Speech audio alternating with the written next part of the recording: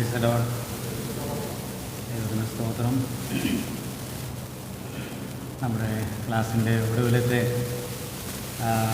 ക്ലാസ്സിലേക്ക് നാം എത്തിച്ചേർന്നിരിക്കുകയാണ്. വീണ്ടും നമുക്ക് തിരുസന്നിധിയിൽ ഒരുമിച്ച് കൂടി തിരുവചനം ധ്യാനിക്കുവാനായി കർത്താവ് നൽകിയ അനുഗ്രഹീതമായ സമയത്തിനായിട്ട് ദൈവത്തെ സ്തുതിക്കുന്നു. ഈ ശുശ്രൂഷ നിവർത്തിപ്പാനായി എന്നെ ശക്തനാക്കിയ എൻ്റെ കർത്താവിനെല്ലാ മഹത്വവും സ്തുതിയും സ്തോത്രവും അർപ്പിക്കുന്നു. എന്നെ സംബന്ധിച്ച് ഞാനൊരു സാധാരണക്കാരനായ ഒരു വ്യക്തിയാണ്. വളരെ സഭാകമ്പവും അറിവില്ലായ്മകളും ഞാനൊരു അക്കാഡമിക്കലി എക്സലൻ്റ് ആയിട്ടുള്ള ഒരു വ്യക്തിയായിരുന്നില്ല. മാത്രമല്ല, നേരത്തെ പറഞ്ഞ പോലെ 10 പേരുടെ മുമ്പിൽ പറയാനൊന്നും ആ നിലയിലുള്ള കഴിവോ യാതൊരു വിധമായിട്ടുള്ള സ്വതസിദ്ധമായ കഴിവോ ശൈലിയോ ഇല്ലാത്ത ഒരു ആളാണ്. എന്നാൽ അപ്പോസ്തലനായ പൗലോസിൻ്റെ പോലെ ഞങ്ങളുടെ പ്രാപ്തി ദൈവത്തിൻ്റെ ദാനമാണ്. ഞാനാകുന്നത് കൃപയാലാണ്. ഞാൻ കുറച്ച് മുമ്പ് ഞങ്ങൾ ബോർഡിലെ അംഗങ്ങളുമായിട്ട് സംസാരിക്കുകയായിരുന്നു. അപ്പോൾ അങ്ങൾ ചോദിച്ചു, ഈ വടക്കേന്ത്യയിലൊക്കെ പോയി എങ്ങനെ ഹിന്ദിയൊക്കെ പറയുന്നത്? ഞാൻ പറഞ്ഞു, കുറച്ച് വർഷം ബൈബിൾ സ്കൂളിൽ അവിടെ രാജസ്ഥാനിലെ അൽവറിൽ ഞാൻ പഠിച്ചിട്ടുണ്ട്, എന്നാലും അത് പ്രാക്ടീസും ആണല്ലോ പറയാൻ. ഞാൻ പറഞ്ഞു, അത് എങ്ങനെയാണ് പറയുന്നതെന്ന് എനിക്ക് അറിഞ്ഞുകൂടാ. അപ്പോൾ അങ്ങളൊരു ഉദാഹരണം പറഞ്ഞു. ഇവിടെ ഉണ്ടായിരുന്ന ഒരു സഹോദരനെ കുറിച്ച് പറഞ്ഞു. അത് എഴുത്തും വായനയൊന്നും അറിഞ്ഞുകൂടാത്ത ഒരു സഹോദരന് അദ്ദേഹം പിന്നീട് എല്ലാവരെയും വചനം പഠിപ്പിക്കുകയും തിരുവചനത്തിലെ എല്ലാ ഭാഗങ്ങളെക്കുറിച്ചും നല്ല അറിവും പരിജ്ഞാനവും വകതിരിവുള്ള ഒരാളായി തീർന്ന് പരിശുദ്ധാത്മാവാണ് ചെയ്യുന്നത്. ഞാനിങ്ങനെ നെഞ്ചത്ത് കൈവച്ചു. കാരണം നമ്മുടെ ഒക്കെ ജീവിതത്തിൽ നമ്മൾ അനുഭവിക്കുന്ന ഒരു കാര്യമാണ്. ദൈവത്തിന് സ്തോത്രം. എല്ലാ മഹത്വവും കർത്താവിന് മാത്രം അർപ്പിക്കുന്നു. കർത്താവാണ് നമ്മെക്കൊണ്ടെല്ലാം ചെയ്യിപ്പിക്കുന്നത്. കർത്താവിനെല്ലാം സ്തുതിയും സ്തോത്രവും ഒരിക്കൽ കൂടെ അർപ്പിക്കുകയാണ്. മാത്രമല്ല, ഈ ശുശ്രൂഷയ്ക്കായിട്ട് തന്നെ വിശ്വസ്തനെന്ന് എണ്ണി ഏൽപ്പിച്ചതായിരിക്കുന്ന സഭയ്ക്കുള്ള നന്ദിയും സ്നേഹവും അറിയിക്കുന്നു. പ്രിയ റോളൻ ബ്രദർ ചോദിച്ചു, ബ്രദർ ഏത് വിഷയം എടുക്കുന്നത്? ഞാൻ പറഞ്ഞു, ഇങ്ങനെ ഗലാത്യ ലേഖനം, റോമാ ലേഖനം, എബ്രായ ലേഖനമാണ് എൻ്റെ ഫേവറേറ്റ് ആയിട്ടുള്ളത്. ഗലാത്യ ലേഖനമാണ് ഞാൻ ഏറ്റവും പ്രിയപ്പെടുകയും അധികമായിട്ട് പഠിപ്പിക്കുകയും ചെയ്യുന്നത്. എന്നാൽ എബ്രായ ലേഖനം എടുക്കാനായിട്ട് പറഞ്ഞപ്പോൾ എനിക്കൊരു ചെറിയൊരു ആശങ്കയുണ്ടായിരുന്നു. വേറെ ഒന്നുമല്ല, അല്പം മറ്റ് ലേഖനങ്ങളെപ്പോലെ ആസ്വാദ്യകരമായിട്ട് എല്ലാവർക്കും ആസ്വാദ്യകരമാകണമെന്നില്ല. കുറച്ചും കൂടെ വചനത്തിലേക്ക് ഇറങ്ങി ചെല്ലുകയും ആഴമായി ചിന്തിക്കുന്നവർക്ക് ആണത് സാധ്യമാകുന്നത്. എന്നാൽ നിങ്ങളുടെ എല്ലാം സഹകരണം ഇരുന്ന് കേൾക്കുന്നതിലാണ് ക്ലാസ് എടുക്കുന്നവരുടെ പ്രോത്സാഹനം ലഭിക്കുന്നത്. ഒരു പുഞ്ചിരിയോടുകൂടി ഇടയ്ക്കൊക്കെ ഒന്ന് അനങ്ങിയും തലയൊക്കെ ഒന്ന് ആട്ടിയും കൂടെ പറഞ്ഞ് വാക്യങ്ങൾ പറയുമ്പോൾ കൂടെ പറഞ്ഞു ചോദിക്കുന്നതിന് അത്രത്തോളം ഇല്ലെങ്കിലും ചെറിയ നിലയിലൊക്കെ ഒരു പ്രതികരണങ്ങളൊക്കെ കൂടി ആ ക്ലാസ്സിനെ പ്രോത്സാഹിപ്പിച്ച നിങ്ങൾക്കെല്ലാവർക്കും എൻ്റെ ഹൃദയത്തിൽ നിന്നുള്ള നന്ദിയും സ്നേഹവും അറിയിക്കുന്നു. കർത്താവ് നമ്മളെല്ലാവരെയും ധാരാളമായി അനുഗ്രഹിക്കട്ടെ. തിരുവചനത്തിൻ്റെ ആഴങ്ങളെ മനസ്സിലാക്കി ഈ ദുഷ്ടലോകത്തിൽ ദുഷ്കാലത്തിൽ വിശ്വസ്തരായി ജീവിക്കുവാനായിട്ടുള്ള എല്ലാ കൃപകളും കർത്താവ് നമുക്ക് ധാരാളമായി നൽകട്ടെ. പകൽ മുഴുവൊക്കെ വളരെ അധ്വാനിച്ച് ക്ഷീണിച്ച് ഈ ക്ലാസ്സിലേക്കൊക്കെ ഓടി വന്ന് ഇരിക്കുന്ന അനേക പ്രിയപ്പെട്ടവരുണ്ട്.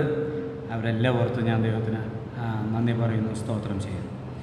ഇന്ന് നമ്മൾ ഒരുപക്ഷെ ഞാൻ ഉദ്ദേശിക്കുന്ന കാര്യങ്ങളെല്ലാം പറഞ്ഞു തീർക്കാനാണ് കഴിഞ്ഞില്ലെങ്കിൽ ഒരു 5 മിനിറ്റ് കൂടുതലെടുത്താൽ നിങ്ങൾ എന്നോട് ക്ഷമിക്കുമല്ലോ. നമ്മൾ പഠിച്ച ഭേദഭാഗങ്ങൾ ഒന്ന് റിവ്യൂ ചെയ്യാനായിട്ട് ആഗ്രഹിക്കുകയാണ്. വേഗത്തിൽ നമുക്കൊന്ന് പറഞ്ഞു പോകാം. അത് പറയാനായിട്ട് നമ്മൾ ഈ ക്ലാസ്സിൽ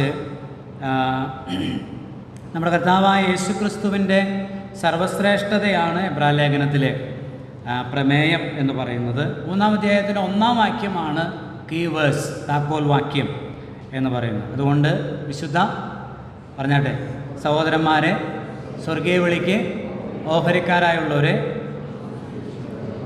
അപ്പോസ്തലനും യേശുവിനെ ശ്രദ്ധിച്ചു നോക്കുക. യേശുവിനെ ശ്രദ്ധിച്ചു നോക്കുക എന്നുള്ളതാണ് അതിലെ സന്ദേശം. യേശുവിനെ ശ്രദ്ധിച്ചു നോക്കുക. ഒരു ദൈവപൈതലിൻ്റെ ജീവിതത്തിൽ സമസ്ത മേഖലകളിലും എല്ലായ്പ്പോഴും യേശുവിനെ നോക്കുക, യേശുവിനെ ശ്രദ്ധിച്ചു നോക്കുക. അതാണ് 12-ാം അധ്യായത്തിൽ വിശ്വാസത്തിൻ്റെ നായകനും പൂർത്തി വരുത്തുന്നതിനുമായ യേശുവിനെ നോക്കുക, യേശുവിനെ നോക്കുക. അപ്പോൾ യേശുവിനെ നോക്കുമ്പോൾ എന്ത് കാണാൻ കഴിയും? യേശു സർവശ്രേഷ്ഠനാണ്.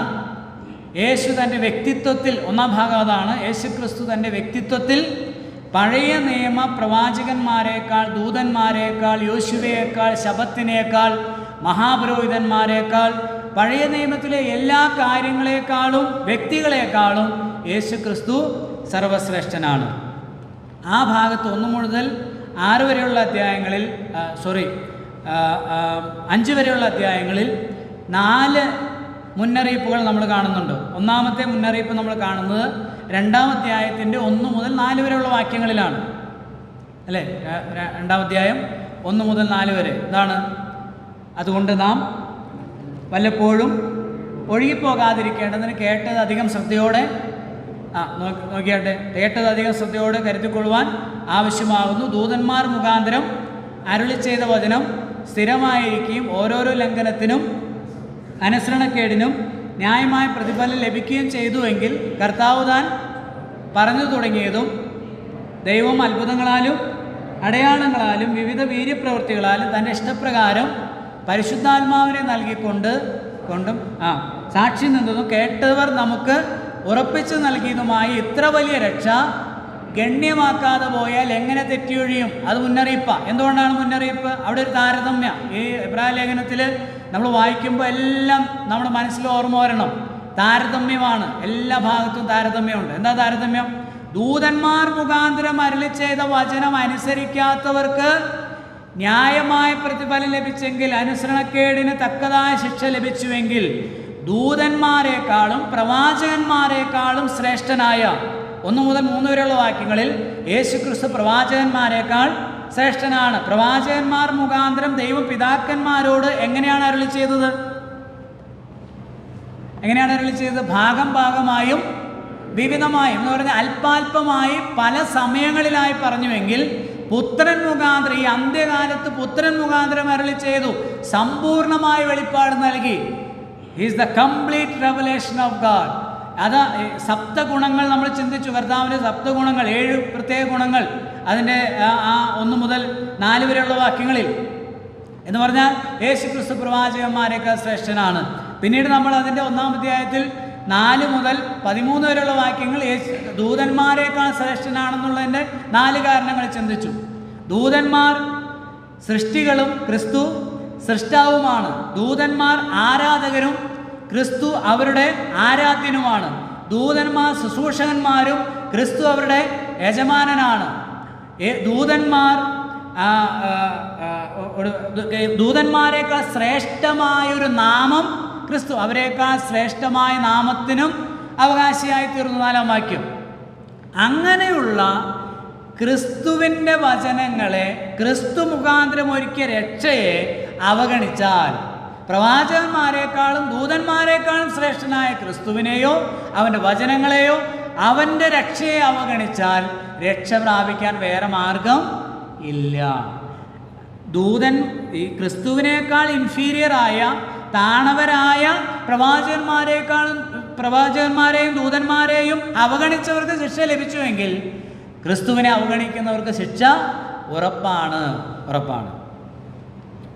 2-ാം അധ്യായത്തിൽ പറയുന്ന ബാക്കിയുള്ള ഭാഗത്ത് പറയുന്ന 5 മുതൽ 18 വരെയുള്ള വാക്യങ്ങൾ പറയുന്നത് ഒരു ചോദ്യത്തിന് ഉത്തരം. അത് ശരി, സമ്മതിച്ചു, ദൂതന്മാരെക്കാൾ ശ്രേഷ്ഠനാണ് ക്രിസ്തു. പക്ഷേ യേശു മനുഷ്യനല്ലേ? ദൂതന്മാർ മനുഷ്യരെക്കാൾ ഉയർന്നവരല്ലേ? അതെ, യേശു ദൂതന്മാരെക്കാൾ താണവനല്ലായിരുന്നു. പക്ഷേ താണു. എന്തിനാ? അതാണ് 9-ാം വാക്യം. 9-ാം വാക്യമാണ് അവിടുത്തെ പ്രധാന വാക്യം. എന്താണ്? എങ്കിലും ദൂതന്മാരെക്കാൾ അതൊക്കെ നമ്മൾ ചിന്തിച്ചതാണ്. കൂടുതൽ മനസ്സിലാക്കാൻ നിങ്ങൾ ക്ലാസ്സുകൾ കേട്ടാൽ മതി.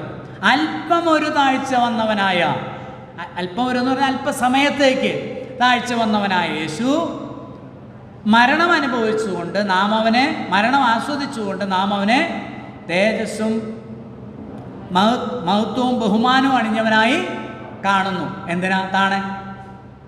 നമ്മൾ ചിന്തിച്ചതാണ്, മനുഷ്യൻ ഏദനിൽ നഷ്ടപ്പെടുത്തിയ തേജസ്സും ആധിപത്യവും അവന് തിരികെ നേടിക്കൊടുക്കുവാൻ ക്രിസ്തു ദൂതന്മാരെക്കാൾ താണു. അടുത്ത ഭാഗം, അടുത്ത മുന്നറിയിപ്പ് 3-ാം അധ്യായത്തിലാണ്. 3-ാം അധ്യായത്തിൻ്റെ 7 മുതൽ ഒടുവിലത്തെ വാക്യം വരെയാണ് രണ്ടാമത്തെ മുന്നറിയിപ്പ്. ആ ഭാഗത്ത് പറയുന്നത് 1-2 വാക്യം അവിടെ നിന്ന് ഒന്ന് വായിച്ച് മുന്നോട്ട് പോകാം. 3-ാം അധ്യായം 12-ാം വാക്യം.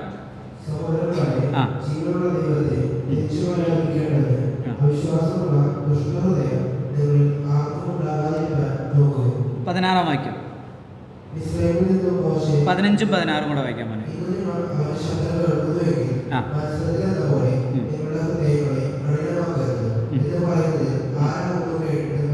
ആരാകുന്നു കേട്ടിട്ട് മത്സരിച്ചവർ?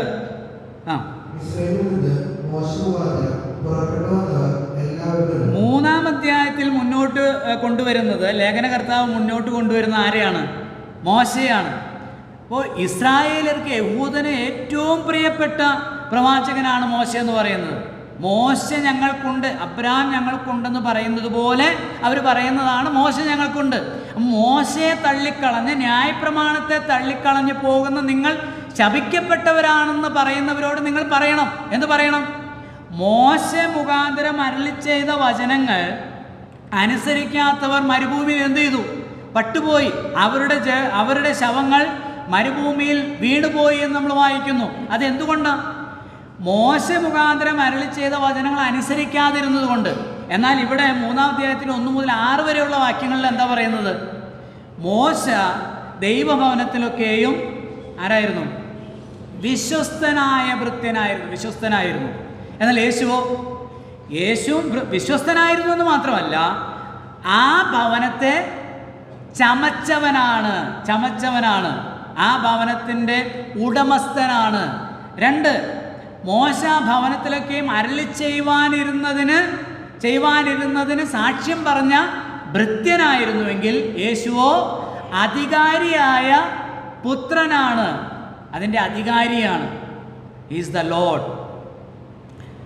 അപ്പോൾ അധികാരിയായ, അതുപോലെ അതിൻ്റെ ഉടമസ്ഥനായ, അത് ചമച്ചവനായ യേശു, മോശയെപ്പോലെ ദൈവഭവനത്തിൽ വിശ്വസ്തനാണ് യേശു എന്നതിനേക്കാൾ ആ ഭവനം ചമച്ചവനും അതിൻ്റെ അധികാരിയുമാണ് യേശു എന്നതിനാൽ യേശു മോശയേക്കാൾ ശ്രേഷ്ഠനായവനാണ്. അപ്പോൾ മോശയുടെ വചനങ്ങൾ അനുസരിക്കാത്തവർ പട്ടുപോയെങ്കിൽ, നശിച്ചു പോയെങ്കിൽ, യേശുവിനെ അനുസരിക്കാത്തവർ എത്രയധികം. അതാണ് ആ ഭാഗത്തെ മുന്നറിയിപ്പ്. ആ ഭാഗം 2-ാം അധ്യായം മുന്നോട്ട് വയ്ക്കുന്നു. 3-ാമത്തെ മുന്നറിയിപ്പ് 4-ാം അധ്യായത്തിൻ്റെ 11 മുതൽ 13 വരെയുള്ള വാക്യങ്ങളിലാണ്. നമുക്കൊന്ന് വായിക്കാം.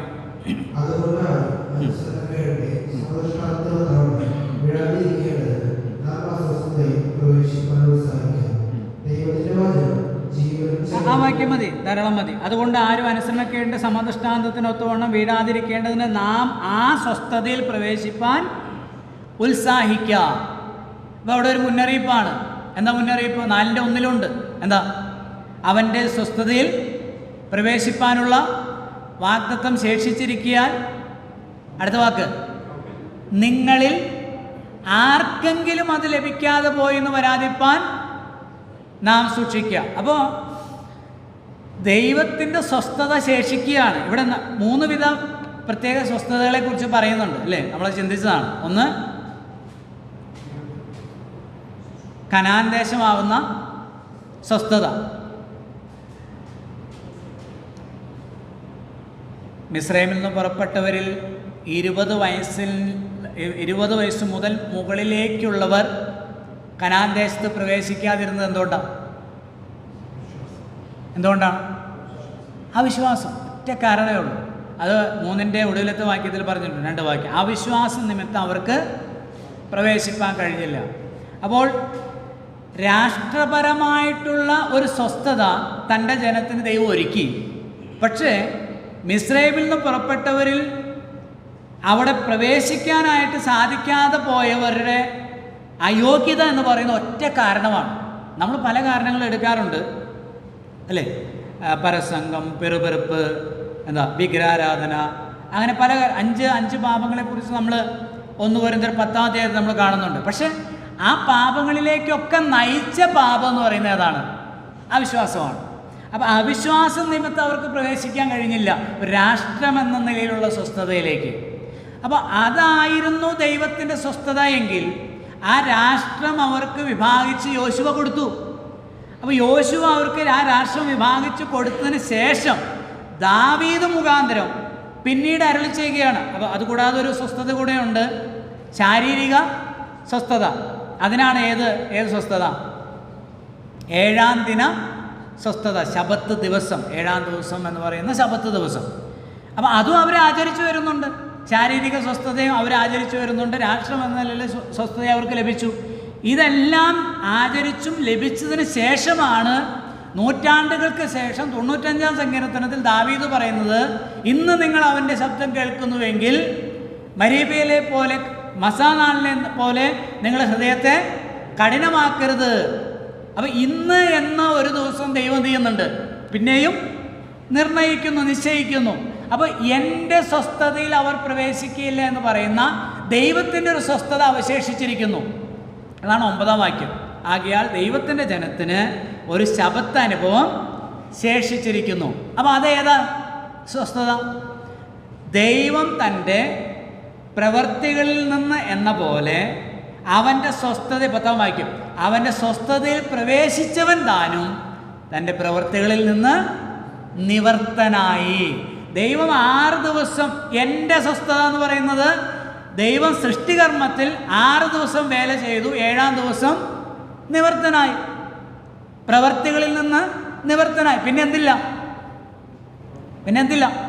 പ്രവൃത്തിയില്ല, അധ്വാനമില്ല, നിത്യമായൊരു സ്വസ്ഥതയാണ്. യഹൂദൻ ആചരിക്കുന്ന ശബത്തിൻ്റെ പ്രശ്നം എന്താ? അടുത്ത ദിവസം മുതൽ എന്ത് ചെയ്യണം? വീണ്ടും പ്രവർത്തിക്കണം. അപ്പോൾ ദൈവിക സ്വസ്ഥതയിലേക്ക് ഒരു വ്യക്തിക്ക് പ്രവേശിക്കണമെങ്കിൽ, ആത്മാവിനുള്ള സ്വസ്ഥതയിലേക്ക്, നിത്യസ്വസ്ഥതയിലേക്ക് പ്രവേശിക്കാൻ ദൈവം ഒരുക്കിയ രക്ഷാമാർഗമാകുന്ന ക്രിസ്തുവിൽ എന്ത് ചെയ്യണം? വിശ്വസിക്കണം.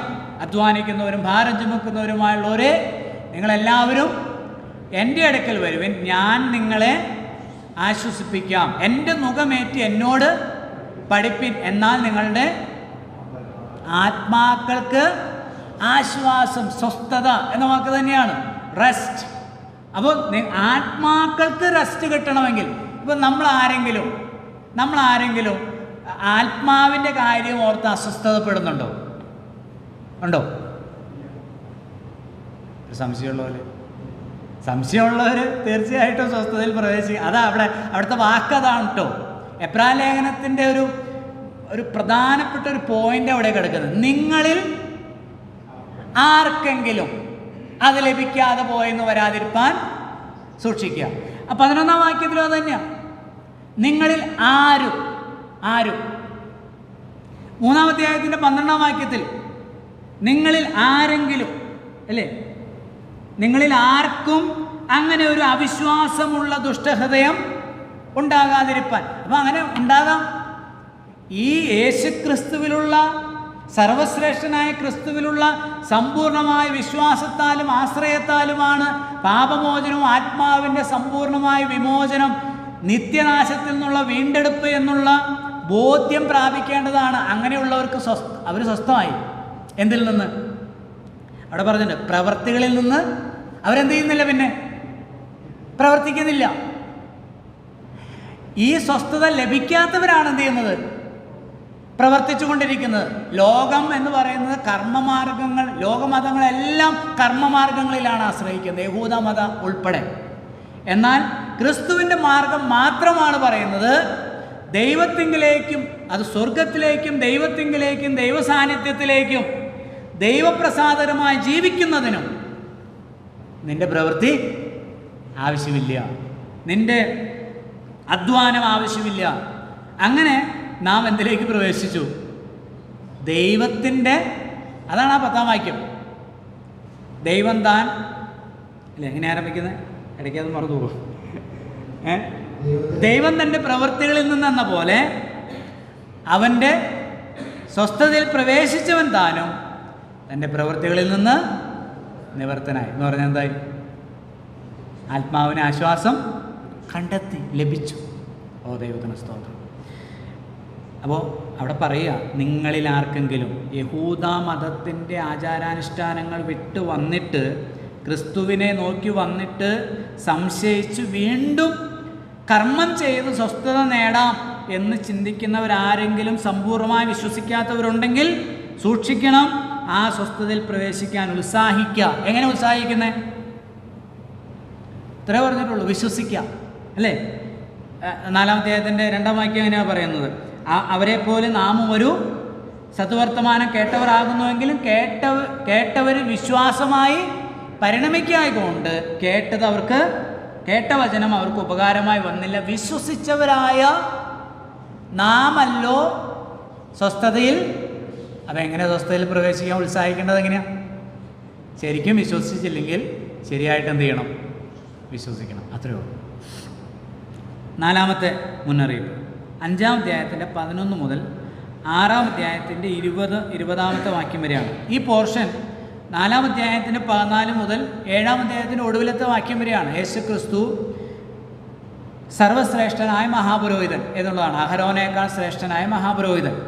അപ്പം ആ ഭാഗത്ത് ഒരു മുന്നറിയിപ്പാണ് 5-ാം അധ്യായത്തിൻ്റെ 11 മുതൽ 6-ന്റെ 20 വരെ പറഞ്ഞിരിക്കുന്നത്. എന്താണ്? യേശു ക്രിസ്തു സമ്പൂർണമായി രക്ഷിക്കാൻ മതിയായ, പാപരഹിതനായ, സമ്പൂർണനായ, തികവുള്ള നിത്യ മഹാപുരോഹിതനാണ്. അഹരോന്യ മഹാപൗരോഹിത്യത്തിന് അവകാശപ്പെടാനില്ലാത്ത 9 കൂട്ടം കാര്യങ്ങൾ, ശ്രേഷ്ഠതകൾ യേശു ക്രിസ്തുവിൻ്റെ, നമ്മൾ ഈ ഒരു പോർഷൻ 4-ന്റെ 15 മുതൽ 7-ന്റെ 28 വരെയുള്ള പോർഷനിൽ നമ്മൾ തിരഞ്ഞെടുത്ത അല്ലെങ്കിൽ നമ്മൾ മനസ്സിലാക്കിയ 9 കൂട്ടം കാര്യങ്ങൾ അവിടെ പറഞ്ഞിട്ടുണ്ട്. 9 കൂട്ടം ശ്രേഷ്ഠതകൾ യേശു ക്രിസ്തുവിനുണ്ട്. ആ ക്രിസ്തുവിൻ്റെ മഹാപൗരോഹിത്യ ശുശ്രൂഷയിൽ സമ്പൂർണമായി വിശ്വസിച്ച് ആശ്രയിക്കുന്നവർക്ക് ആ പോർഷനിലെ പല വാക്യങ്ങളും നമുക്ക് എന്താ പറയുന്നത്, ടച്ചിങ് ആയിട്ട് നമുക്കുള്ളതുണ്ട്. അതിലൊരു പ്രധാനപ്പെട്ട വാക്യമാണ് 25-ാം വാക്യം, 7-ന്റെ 25. താൻ മുഖാന്തരമായി ദൈവത്തോട് അടുക്കുന്നവർക്ക് വേണ്ടി പക്ഷപാതം ചെയ്യുവാൻ അവൻ സദാ ജീവിക്കുന്നവനാകിയാൽ അവരെ പൂർണ്ണമായി രക്ഷിപ്പാൻ അവൻ പ്രാപ്തനാകുന്നു എന്ന് പറഞ്ഞാൽ, യേശുക്രിസ്തുവിൽ നമുക്കറിയാം 1-ാം നൂറ്റാണ്ട് ദുരുപദേശം ഏതാ? പെട്ടെന്നൊക്കെ അങ്ങനെ ചോദിക്കാവോ? പരിച്ഛേദനാവാദം, ന്യായപ്രമാണവാദം എന്ന് പറഞ്ഞാൽ യേശുക്രിസ്തുവിലുള്ള വിശ്വാസം മാത്രം പോരാ, പിന്നെ പൂർണ്ണത ലഭിക്കാനായിട്ട് നമ്മളെ കൊലോസ്യലേഖനം കൂടെ ചേർത്ത് ചിന്തിച്ചാൽ അത് മനസ്സിലാകും. പൂർണ്ണത കൊലോസ്യലേഖനം പറയുന്നത് നോസിസാണ്, ജ്ഞാനവാദംക്കാർ പറയുന്നത് ജ്ഞാനപ്രാവണം വേണം, യഹൂദമതം പറയുന്ന അത് 2-ാം അധ്യായം പറയുന്നത് കൈകൊണ്ടല്ലാത്ത പരിച്ഛേദന. അപ്പം ഇത് രണ്ടും വേണ്ട. ആര് മതി? ക്രിസ്തു മതി. ക്രിസ്തുവിൽ വിശ്വസിക്കുന്നവർ ആരാണ്? തികവുള്ളവരാണ്. അവരെ പൂർണ്ണമായി രക്ഷിപ്പാൻ ആ കൊലോസ്യലേഖനം 2-ന്റെ 9-10 അവനിലല്ലോ ദൈവത്തിൻ്റെ സർവ്വ സമ്പൂർണ്ണതയും ദേഹരൂപമായി വസിക്കുന്നത്, സകല വാഴ്ചയ്ക്കും അധികാരത്തിനും തലയായ അവനിൽ നിങ്ങൾ പരിപൂർണരായിരിക്കുന്നു. ക്രിസ്തുവിൽ ഇവിടെ ഇരിക്കുന്ന ദൈവമക്കൾ എല്ലാവരും ആരാ? പരിപൂർണരാണ്. ക്രിസ്തുവിനെ മാറ്റി നിർത്തിയാൽ, അല്ല യേശുക്രിസ്തുവിൽ ഞാൻ വിശ്വസിക്കുന്നുണ്ട് എന്ന് പറയുകയും പാപമോചനത്തിന് അല്ലെങ്കിൽ പൂർണ്ണത നേടുവാനായിട്ട് മറ്റ് ആചാരാനുഷ്ഠാനങ്ങളോ അല്ല സ്വയപ്രയത്നങ്ങളോ ഒക്കെ ചെയ്താൽ ആ വ്യക്തി ആരാ? അപൂർണനാണ്. ദൈവത്തിന് ആ വ്യക്തിയെ സ്വീകരിക്കാൻ കഴിയില്ല. അവൻ പ്രാപ്തനാണ്, സമ്പൂർണമായി രക്ഷിപ്പാൻ പ്രാപ്തനാണ്. അഹരോന്യ മഹാപൗരോഹിത്യത്തിൽ ആശ്രയിക്കേണ്ട ആവശ്യം ഇല്ല. ദൈവത്തിന് സ്തോത്രം.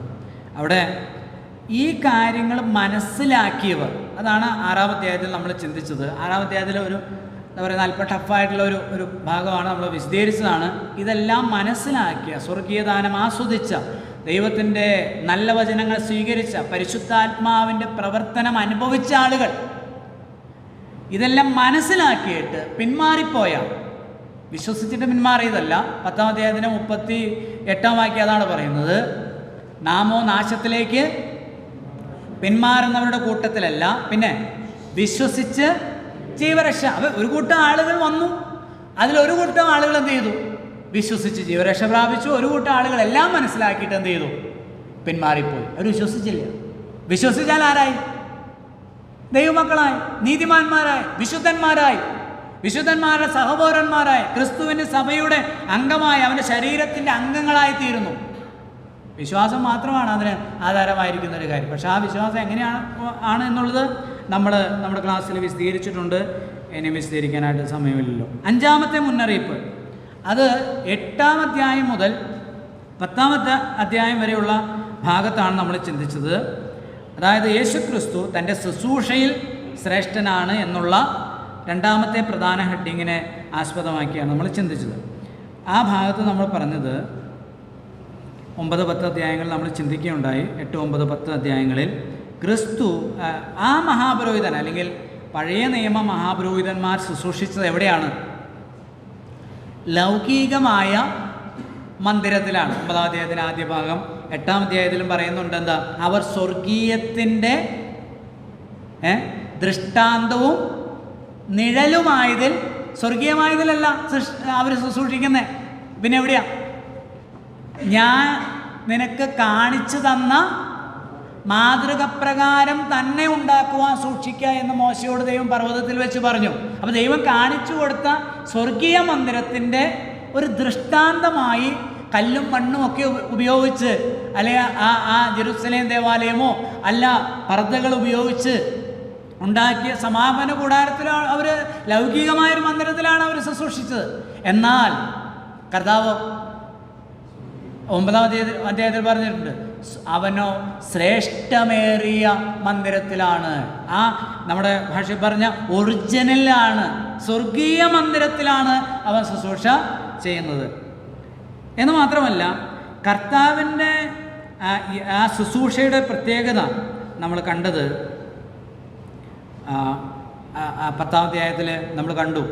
10-ന്റെ 1 നമ്മൾ വായിക്കാം. 9-ാം അധ്യായം 12-ാം വാക്യം ഒന്ന് വായിക്കാൻ മോനെ. 9-ന്റെ 12. സോറി, 11 മുതൽ. അല്ല, നമുക്ക് പറയാം, നമ്മൾ പല പ്രാവശ്യം ആവർത്തിച്ച് പറഞ്ഞൊരു വാക്യമാണ്, നിങ്ങൾക്കത് കാണാതെ കിട്ടും. ക്രിസ്തുവോ വരുവാനുള്ള നന്മകളുടെ മഹാപുരോഹിതനായി വന്നിട്ട് കൈപ്പണിയല്ലാത്തതെന്ന് വെച്ചാൽ ഈ സൃഷ്ടിയിൽ ഉൾപ്പെടാത്തതും വലിപ്പവും തികവുമേറിയൊരു കൂടാരത്തിൽ കൂടി ആട്ടുകൊറ്റന്മാരുടെയും പശുക്കിടാങ്ങളുടെയും രക്തം കൊണ്ടല്ല, സ്വന്തം രക്തത്താൽ തന്നെ ഒരിക്കലായി വിശുദ്ധ മന്ദിരത്തിൽ പ്രവേശിച്ച് എന്നേക്കുമുള്ള വീണ്ടെടുപ്പ് സാധിപ്പിച്ചു.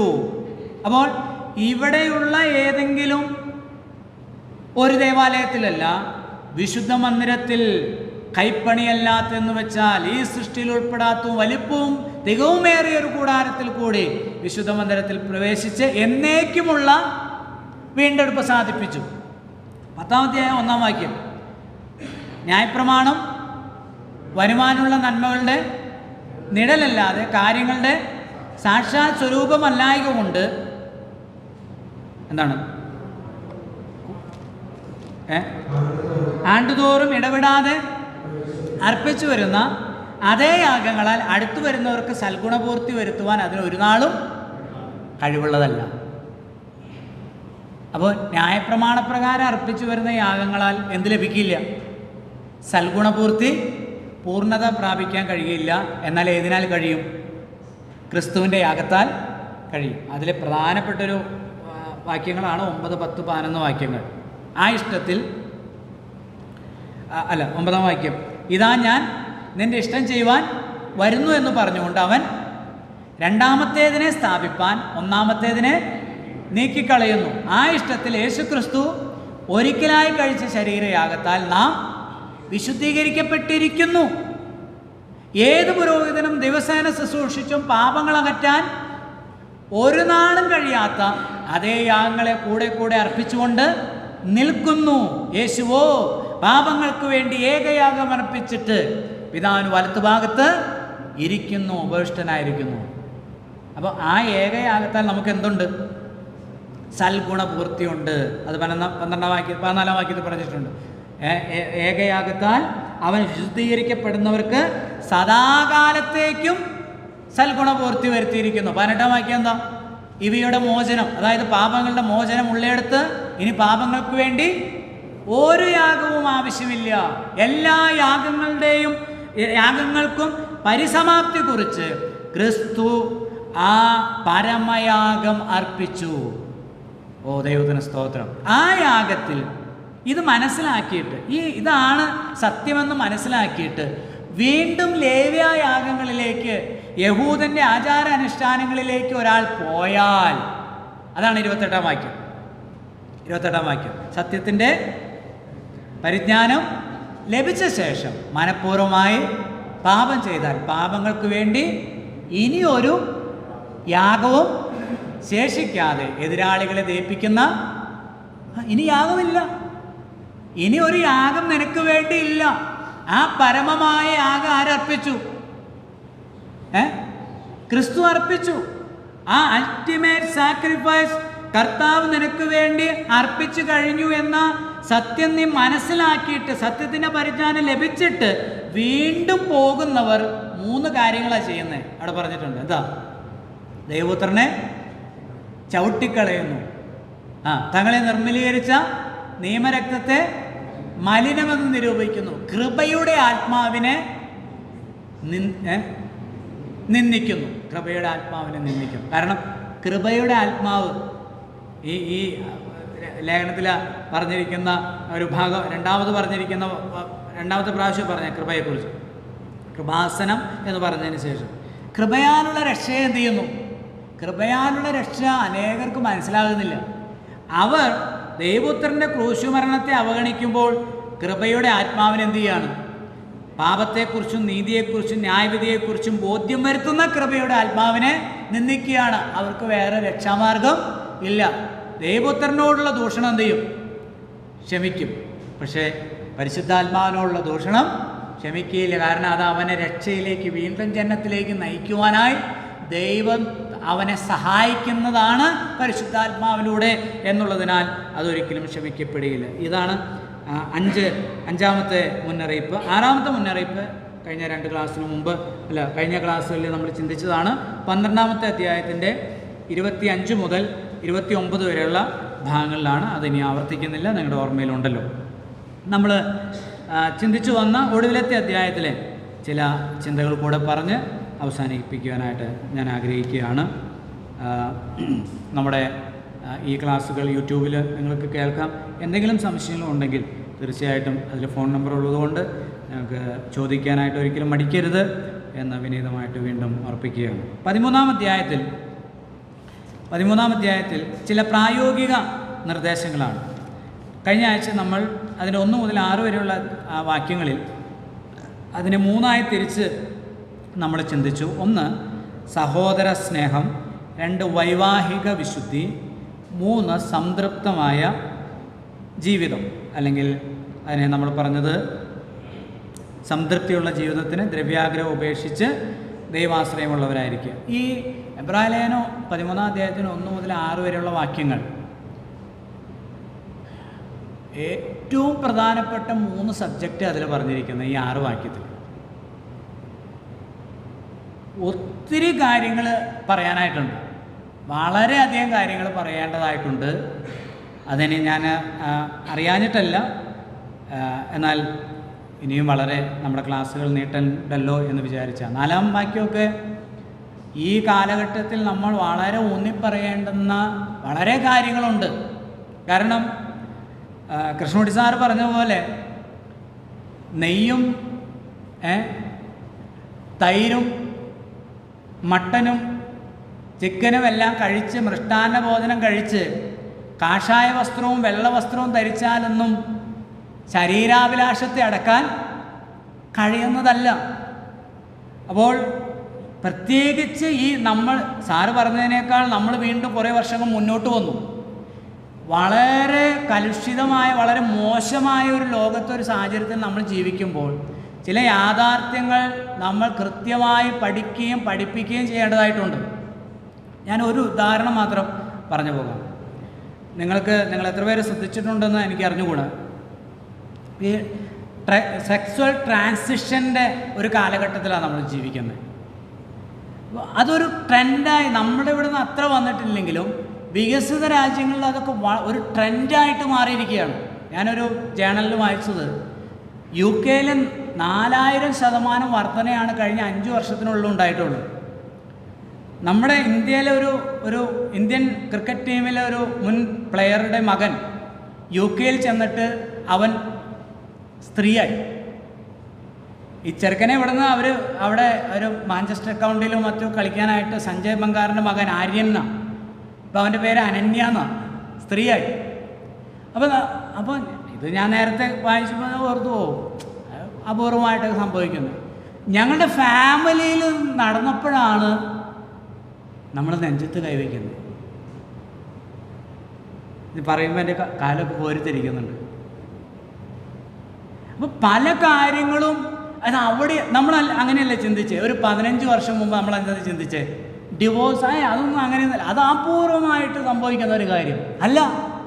നമ്മളിനി അപൂർവമായിട്ട് ഒരു കാര്യവും ചിന്തിക്കണ്ട, അപൂർവമായിട്ട് ഒരു കാര്യവും ചിന്തിക്കണ്ട. ഇതെല്ലാം ഒരു കാഷ്വലായിട്ട് സാധാരണയായി സംഭവിക്കുന്ന കാര്യങ്ങളായിട്ട് കഴിഞ്ഞാൽ ഞാൻ പറഞ്ഞ പോലെ ഈ എൻ്റെ ഭാര്യ ഉപേക്ഷിച്ച് അടുത്ത ആളുമായിട്ട് ഈ ഡോറിൽ കൂടെ കയറി വരുന്ന ദിവസങ്ങൾ എന്തല്ല, ദൂരെയൊന്നും അല്ല. അതിനെ അനുകൂലിക്കുന്നവർ അധികമാകും സഭകളിലും. ദുരുപദേഷ്ടാക്കന്മാർ പുറത്തുനിന്ന് വരുമെന്നല്ല പറഞ്ഞേ, ആണോ? എന്താ പറഞ്ഞേ? നിങ്ങളുടെ ഇടയിൽ നിന്ന് വരും. പത്രോസിൻ്റെ ലേഖനത്തിൽ പറഞ്ഞതാണ്. ഞാൻ കാണുന്നതല്ലേ എത്ര എന്താ പറയുന്നത്, നിർലജ്ജമായിട്ടാണ് അങ്ങനെയുള്ളവരുടെ അടുക്കൽ പോയി കൈ കൊടുക്കുകയും സല്ലപിക്കുകയും ഒക്കെ ചെയ്യുന്നത്. അപ്പോൾ ഇതിനെക്കുറിച്ചൊക്കെ വളരെ പറയാനായിട്ടുണ്ട്.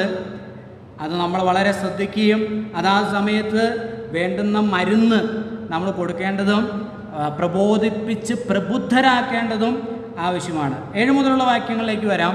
നമ്മുടെ അടുത്ത ഹെഡിങ് ആണ് D, നടത്തുന്നവരും നടത്തപ്പെടുന്നവരും. 7-ാം വാക്യവും 17-ാം വാക്യവും വായിച്ചേട്ടെ മോനെ.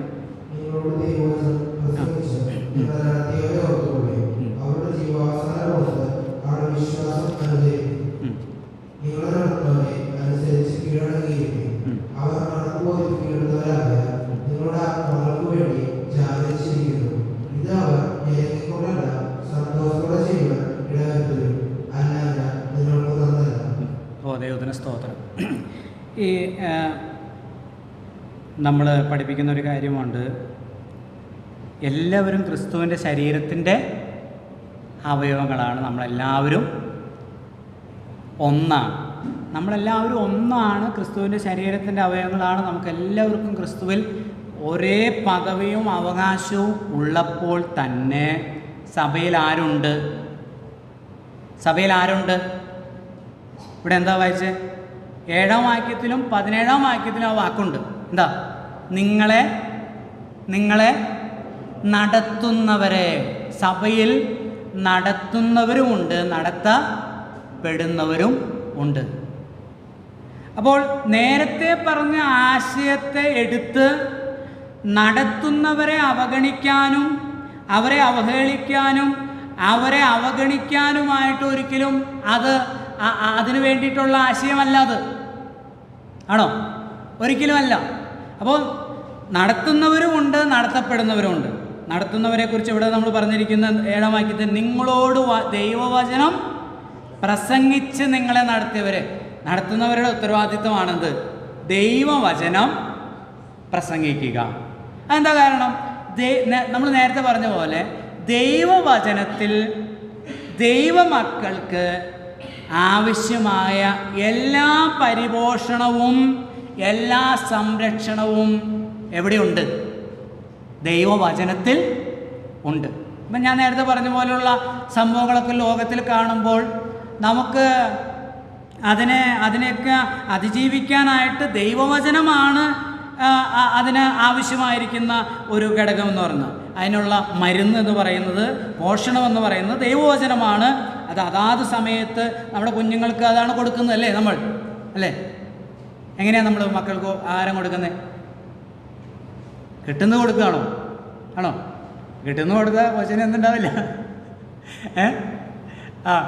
വിളർച്ചയും തളർച്ചയും രോഗങ്ങളൊക്കെ അതിന് വരും. അത് വരാതിരിക്കാൻ നമ്മൾ പറയില്ലേ, ബാലൻസ്ഡ് ഡയറ്റ്, സമീകൃതമായ ആഹാരം കൊടുക്കണം. അതാണ് ദൈവവചനം പ്രസംഗിച്ച് നടത്തുക. രണ്ടാമത്തെ കാര്യം അവിടെ പറഞ്ഞിട്ടുണ്ട്, അവരുടെ ജീവാവസാനം ഓർത്ത് അവരുടെ വിശ്വാസം, അപ്പോൾ അനുകരിക്കത്തക്ക നിലയിലുള്ള ജീവിതം കാഴ്ചവെക്കുക. ഇവിടെ പറയുമ്പോൾ നമുക്കറിയാം, യഹൂദ മതാചാരത്തിൽ നിന്ന് വിശ്വാസത്തിലേക്ക് വന്നിട്ട് ഒരിക്കലും തിരികെ പോകാതെ വിശ്വാസത്തിൻ്റെ ഏറ്റുപുറച്ചിൽ അവസാനത്തോളം മുറുകെ പിടിച്ചവരാണ്. അതാണ് അവരുടെ ജീവാവസാനം ഓർത്തെന്ന് പറയുന്നത്. നമ്മൾ 15-ാം അധ്യായത്തിൽ കണ്ടല്ലോ, എന്താ വിട്ടുപോകുന്നതിനെ ഓർത്തുവെങ്കിൽ മടങ്ങിപ്പോകുവാൻ അതിന് സാധ്യതയുണ്ടായിരുന്നു. അപ്പം യഹൂദമതത്തിൻ്റെ അനേകവിധമായ പ്രശ്നങ്ങളും പ്രതിസന്ധികളും ഒക്കെ നേരിട്ടിട്ടും വിട്ടുപോകാതെ അവസാനം വരെ പിടിച്ചു കൊണ്ടവരാണ്. വിശ്വാസത്തിൻ്റെ ആ ഏറ്റുപറച്ചിൽ അവസാനം വരെ മുറുകെ പിടിച്ചവരാണ്. അപ്പോൾ ആ നിലയിലുള്ള നല്ല ഒരു അനുകരണീയമായൊരു ജീവിതം നയിക്കേണ്ടത് ആവശ്യമാണ്. മൂന്നാമത്തെ കാര്യം 17-ാം വാക്യത്തിലാണ്, അവർ കണക്ക് ബോധിപ്പിക്കേണ്ടവരാകിയാൽ നിങ്ങളുടെ ആത്മാക്കൾക്ക് വേണ്ടി.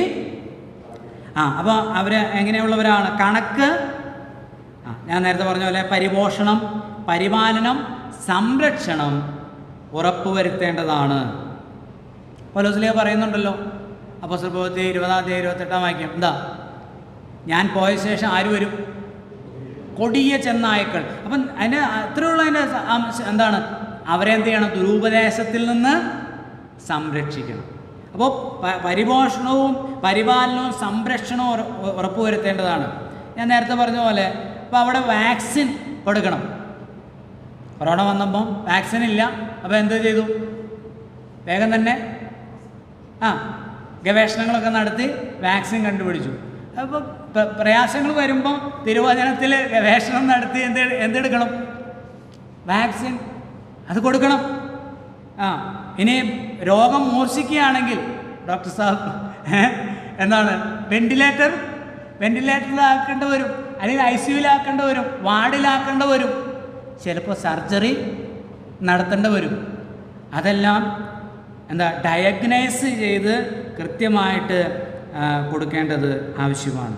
എത്രത്തോളം ബാക്കിലേക്ക് പോകുന്നുവോ അതിനെ വീണ്ടും പൂർവ്വസ്ഥിതിയിലാക്കുക. കഴിഞ്ഞ ദിവസം ഒരു വാക്ക് കേട്ടത്, നമ്മൾ ബ്രദറുകാരി 200 വർഷമായതിൻ്റെ ചില ചരിത്ര സംഭവങ്ങളൊക്കെ നമ്മുടെ ലിജോ പാലമറ്റം സഹോദരൻ പറഞ്ഞപ്പോൾ JC ദേവങ്കലിൻ്റെ പുസ്തകത്തിൽ താനൊരു വാക്ക് ഉദ്ധരിച്ചു, പൂർവീകരണം. നമ്മൾ സാധാരണ നവീകരണം എന്നാണ്. സത്യത്തിൽ തിരുവചനത്തിലേക്ക് എന്ത് ചെയ്യുക?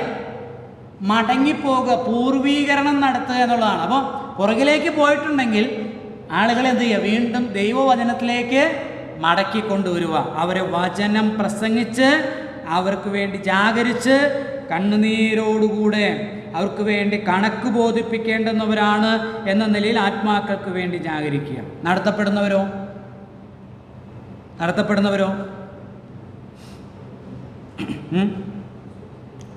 എന്ത് ചെയ്യണം എന്ന് അവിടെ പറഞ്ഞിരിക്കുന്നത്?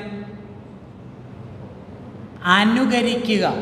7-ാം വാക്യത്തിൽ പറഞ്ഞിരിക്കുന്ന ഒരു വാക്കാണ് എന്ത്? അനുകരിക്കുക. 17-ാം വാക്യത്തിൽ അവർക്ക് അനുസരിച്ച് കീഴടങ്ങിയിരിക്കുക. അനുസരിച്ച് മനുഷ്യന് സ്വതവേ ആയിട്ടില്ലാത്തൊരു സംഭവമാണ് എന്താണ്? അനുസരണം മാത്രമല്ല, കീഴടങ്ങാൻ പറഞ്ഞാൽ എന്തില്ല, അല്ലേ? മനുഷ്യനെ എല്ലാം ഒരു നമ്മൾ ആ ഒരു സത്യം ഓർക്കണം. എല്ലാം മനുഷ്യന് കീഴ്പ്പെടുത്തി കൊടുത്തു. അവൻ്റെ കീഴിലില്ലാത്ത ഒന്ന് മാത്രമേ ഉള്ളൂ. എന്താ? യാതൊന്നും അവന് കീഴ്പ്പെടുത്താതിരുന്നിട്ടില്ല എന്നും പറഞ്ഞിട്ടുണ്ടല്ലേ. ദൈവം സൃഷ്ടിച്ച സകലവും അവന് കീഴ്പ്പെടുത്തി കൊടുത്തു. ഇനി അവൻ്റെ മേളിൽ ആരുള്ളൂ? ദൈവം മാത്രമേ ഉള്ളൂ. അപ്പം ദൈവത്തെ മാത്രം എന്താ പറയുക അനുസരിച്ചാൽ മതി, ദൈവത്തിന് കീഴ്പ്പെട്ടിരുന്നാൽ മതി. അത് അവനും മനസ്സില്ല. ദൈവത്തെ പോലെ ആക്കാം എന്ന് പറഞ്ഞപ്പോൾ അതാണ് ശരി. അപ്പം ആർക്കും കീഴ്പ്പെടാൻ മനസ്സില്ലാത്തൊരു പ്രകൃതം മാനുഷികമായി നമ്മുടെ ഉള്ളിലുണ്ടെന്ന് നമ്മൾ ഓർക്കണം. അത് ദൈവികം അല്ല. ദൈവം സൃഷ്ടിച്ച ഈ പ്രകൃതിയിലെ സകല കാര്യങ്ങളും നിങ്ങൾ നോക്കിക്കോ, ദൈവം ഒന്ന് മറ്റൊന്നിന് കീഴാക്കിയാണ് സൃഷ്ടിച്ചിരിക്കുന്നത്. റോമാലേഖനം 13-ാം അധ്യായത്തിൽ പറയുന്നത് എന്താ? മാനുഷ്യ അധികാരങ്ങൾക്ക് എന്ത് ചെയ്യണം?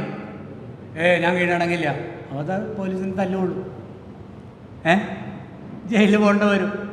ഈ നിയമമൊന്നും ഞാൻ അനുസരിക്കില്ലെന്ന് പറഞ്ഞാൽ ഇന്ത്യൻ പീനൽ കോഡ് ലംഘിച്ചാൽ അതിൻ്റെ ബുദ്ധിമുട്ട് നമ്മൾ അനുഭവിക്കേണ്ടതായിട്ട് വരും. അപ്പോൾ അതെന്തിനാണ് അത് വച്ചിരിക്കുന്നത്? ഒരു നന്മയ്ക്ക്, ഡിസിപ്ലിനായിട്ട്, കൃത്യമായിട്ട് മുന്നോട്ട് പോകാനായിട്ട് ദൈവം ഒരു സംവിധാനം വെച്ചിരിക്കുന്ന. ഒരു വീട്ടിലാണെങ്കിലും അതാ സൗകര്യന്മാർ ശ്രദ്ധിക്കണം. അല്ലാതെ നിങ്ങൾ മോശമായത് പുരുഷന്മാർ സ്ത്രീകളെക്കാൾ നല്ലവരായതുകൊണ്ടല്ല, അങ്ങനെ വചനം പറഞ്ഞിട്ടില്ല. എല്ലാവരും കൂടെ പരിചയം എന്താവും? എല്ലാവരും കൂടെ പരിചയം എന്താവും? ശരിയാവോ?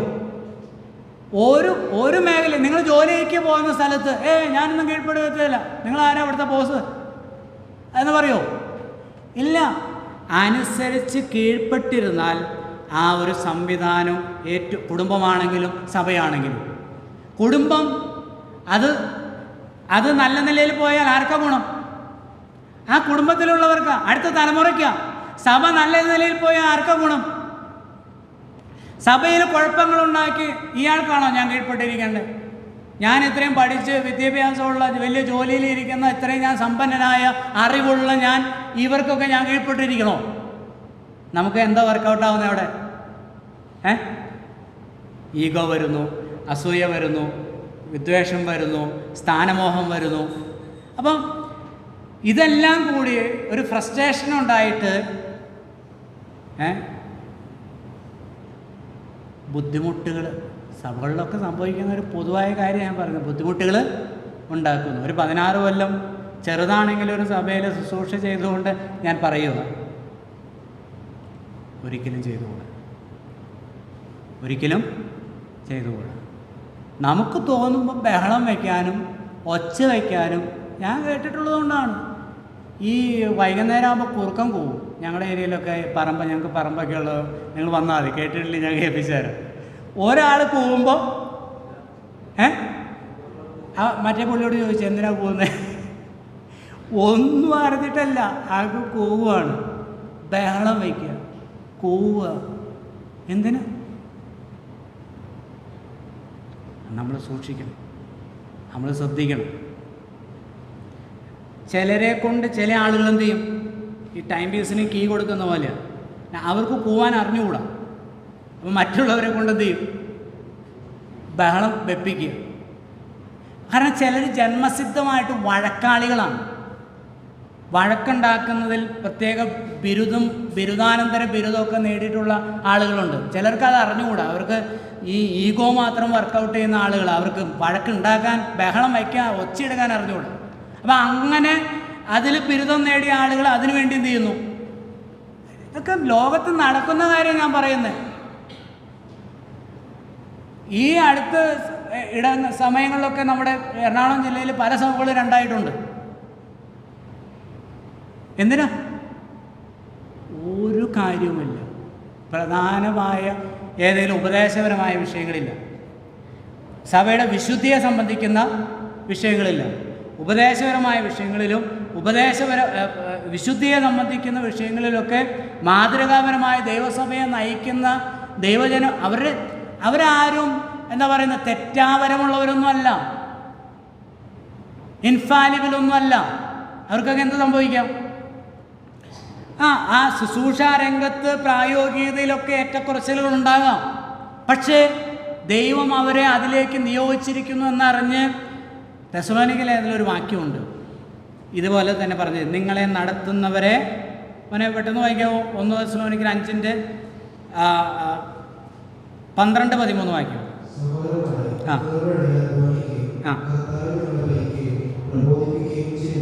ഓ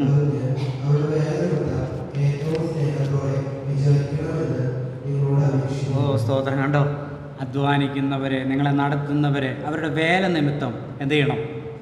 ഏറ്റവും സ്നേഹത്തോടെ വിചാരിക്കണം. അവരെ സ്നേഹത്തോടെ വിചാരിക്കണം. ഞാൻ നേരത്തെ പറഞ്ഞ പോലെ അങ്ങനെ എന്തെങ്കിലും നമുക്കൊരു വിയോജിപ്പോ, അതും കൂടെ ശ്രദ്ധിച്ച് കേൾക്കണേ, എന്തെങ്കിലും ഒരു വിയോജിപ്പോ, ഒരു അഭിപ്രായമോ അല്ലെങ്കിൽ എന്തെങ്കിലും നിർദ്ദേശങ്ങളോ നമുക്കുണ്ടെങ്കിൽ ഒറ്റയ്ക്ക് വ്യക്തിപരമായി നമുക്ക് ലഭിക്കുന്ന ഒരു വെളിച്ചമാണല്ലോ, പരിശുദ്ധാത്മാവ് നമ്മളെ ബോധ്യപ്പെടുത്തുന്ന കാര്യമാണല്ലോ.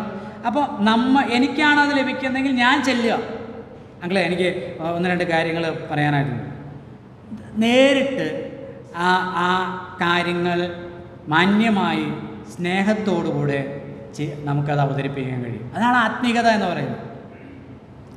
ആ ഒരു വാക്ക്, ഒരു പ്രസ്താവന ഞാൻ നേരത്തെ കുറേ വർഷങ്ങൾക്ക് മുമ്പ് കേട്ടത് എൻ്റെ മനസ്സിൽ ഇപ്പോഴും ഉണ്ട്. ഡിഫർ വിത്ത് ഡിഗ്നിറ്റി. ഡിഫർ വിത്ത് ഡിഗ്നിറ്റി. മാന്യമായി വിയോജിക്കുക. ആ കാര്യത്തോട് ഞാൻ എന്ത് ചെയ്യുന്നില്ല? യോജിക്കുന്നില്ല. ആ കാര്യം ശരിയല്ല. വീട്ടിലും വഴക്കൂടുമ്പോൾ അതൊന്ന് പ്രയോഗിച്ച് നോക്കിയേ. ഭയങ്കര നാട്ടുകാരൊക്കെ കേൾക്കാൻ അതിന് ബഹളം വയ്ക്കാതെ ഡിഫർ വിത്ത് ഡിഗ്നിറ്റി. അതിന് ഡിഗ്നിറ്റി ഉണ്ടേലേ പറ്റൂ. പരിശുദ്ധാത്മാവിൻ്റെ നിയന്ത്രണം ഉണ്ടെങ്കിലേ പറ്റൂ. ജഡത്തിൽ ജീവിക്കുന്നവർക്ക് അതിന് ഒരിക്കലും സാധിക്കില്ല. അതുകൊണ്ട് ഞാൻ കൂപ്പിക്കൊണ്ട് ഇവിടെ ഉള്ളവരോടും ഇത് മറ്റ് മാധ്യമങ്ങളിൽ കൂടെ കേൾക്കുന്നവരോടും അപേക്ഷയായിട്ട് പറയുകയാണ്, ലോകം വളരെ മോശമായിക്കൊണ്ടിരിക്കുക. നമ്മൾ ചിന്തിക്കുന്നതിനപ്പുറമായിട്ട് നമുക്കും നമ്മുടെ മക്കൾക്കുമുള്ള സുരക്ഷിതമായ ഒരു ഇടമാണ് ദൈവത്തിൻ്റെ സഭ. പാപത്തിൽ നിന്നും തിന്മകളിൽ നിന്നും ദോഷങ്ങളിൽ നിന്നും നമ്മളെ പരിപാലിക്കാൻ ദൈവം വെച്ചിരിക്കുന്ന ഒരു ഇടമാണ് ദൈവസഭ. അതിനെ ബുദ്ധിമുട്ടിലാക്കി അതിനെ സ്വസ്ഥത നശിപ്പിക്കുകയും അതിൻ്റെ ഡിസിപ്ലിനെ നമ്മൾ ഇല്ലാതെയാക്കുവാനായിട്ട് അറിഞ്ഞും തെളിഞ്ഞും ഒക്കെ നമ്മൾ പരിശ്രമിച്ചാൽ ഇരിക്കുന്ന കൊമ്പ് വെട്ടുന്നതിന് തുല്യമാണ്. സഭയുണ്ടേലേ നമ്മൾ ഉള്ളൂ. അതിൻ്റെ സുരക്ഷിതത്വത്തിനും അതിൻ്റെ വളർച്ചയ്ക്കും നന്മയ്ക്കും വേണ്ടി നമ്മളാലാകുന്നിടത്തോളം നാം പ്രവർത്തിക്കേണ്ടത് ആവശ്യമാണ്. ഒരു കാര്യം കൂടെ പറഞ്ഞു, എല്ലാ കാലത്തും ഇതൊന്നും ബാധകമല്ലാത്ത ആളുകളുണ്ട്. അവരോട് പൗലോസ്ലീഹ പറയുന്നുണ്ട്. നമുക്കറിയാവുന്ന വാക്യം എന്താ? 1 കൊരിന്ത്യർ 3:16. നിങ്ങൾ ദൈവത്തിൻ്റെ മന്ദിരമെന്നും ദൈവത്തിൻ്റെ ആത്മാവ് നിങ്ങളിൽ വസിക്കുന്നുവെന്നും നിങ്ങൾ അറിയുന്നുവല്ലോ. അടുത്ത വാക്ക്, ദൈവത്തിൻ്റെ മന്ദിരം നശിപ്പിക്കുന്നവനെ ദൈവം നശിപ്പിക്കും. ദൈവത്തിൻ്റെ മന്ദിരം, ഞങ്ങളുടെ ഗ്രാമപ്രദേശങ്ങളിലൊക്കെ അയൽക്കൂട്ടം എന്ന് പറഞ്ഞ സംഭവമുണ്ട്. അയൽക്കൂട്ടം സ്ത്രീകൾക്കുള്ളതാണ്.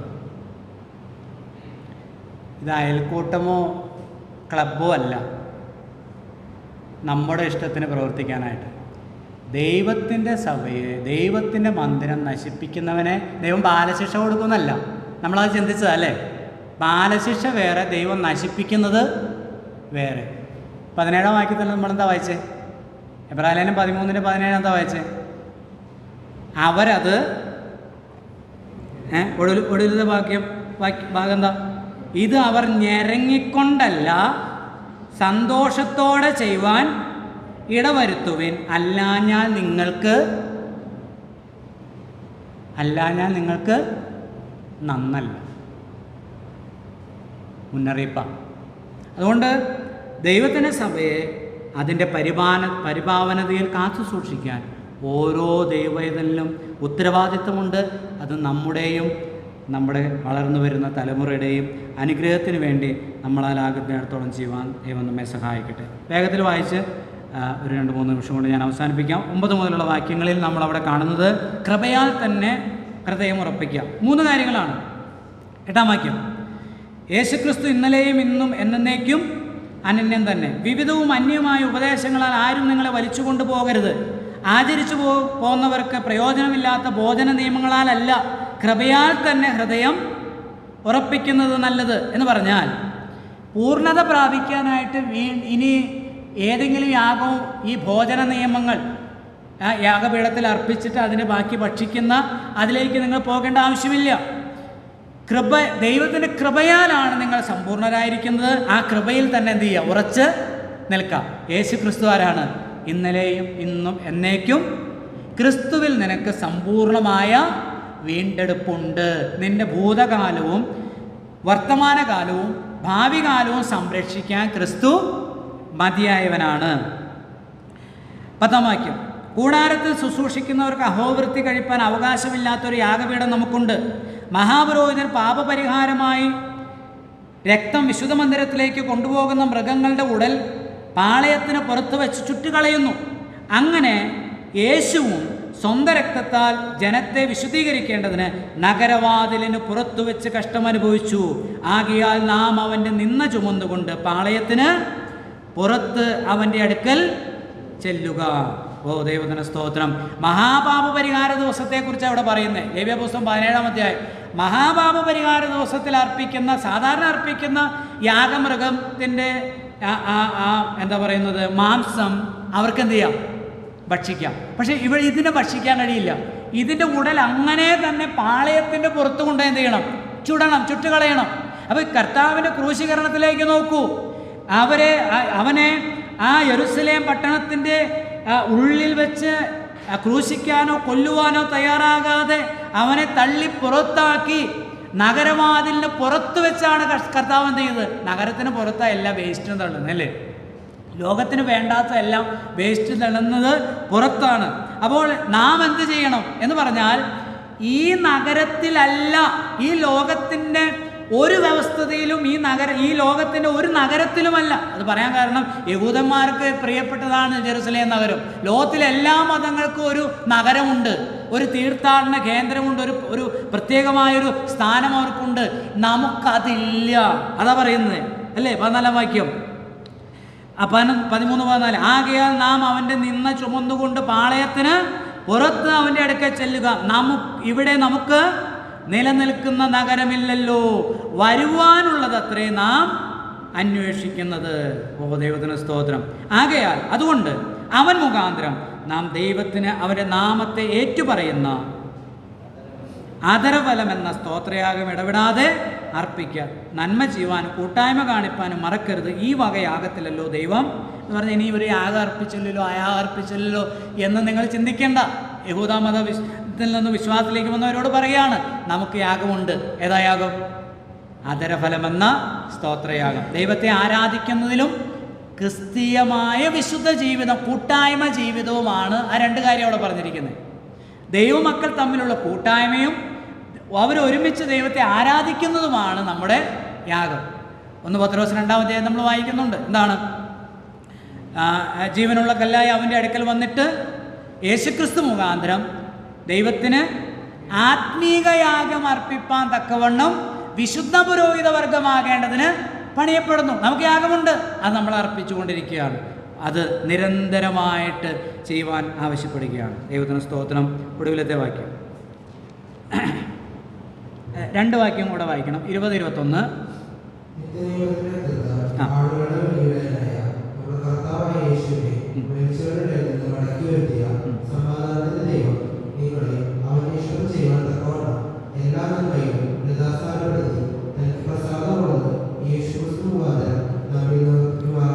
നല്ല ഇടയൻ ജീവൻ തന്ന് രക്ഷിച്ചു. വലിയ ഇടയൻ നമ്മെ ഇവിടെ കാണുന്ന പോലെ തൻ്റെ ഇഷ്ടം ചെയ്യുവാനായിട്ട് തൻ്റെ കൃപയിൽ നമ്മെ യഥാസ്ഥാനപ്പെടുത്തി ലോകത്തിൽ നയിക്കുന്നു.